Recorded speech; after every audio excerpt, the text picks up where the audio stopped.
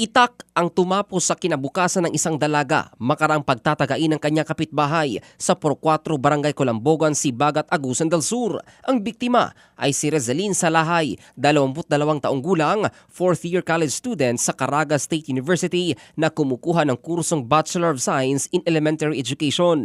Kinilala naman ang suspect bilang si Ricky Abarquez, 34 na taong gulang, may kinakasama na taga Pagadian City, Zamboanga del Sur at pansamantalang naninirahan sa Barangay Colambogan.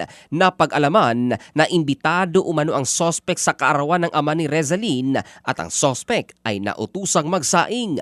Ngunit hindi umano nalagyan ng tubig ang sinaing matapos makalimutan, kaya sinabihan umano ito ng biktima ng hindi magandang salita.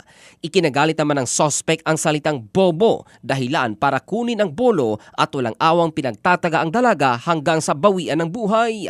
Nabatid na nag-iisang anak ang biktima na nakatakdasan ng magtapos bilang cum laude. Ang balitang ito ay hatid ng Drive Max Adult Herbal Capsule para sa lalaking laging umaangat. Ito si Jofel Candado, in the heart of changing lives ng Brigada News Philippines, the Music and News Authority.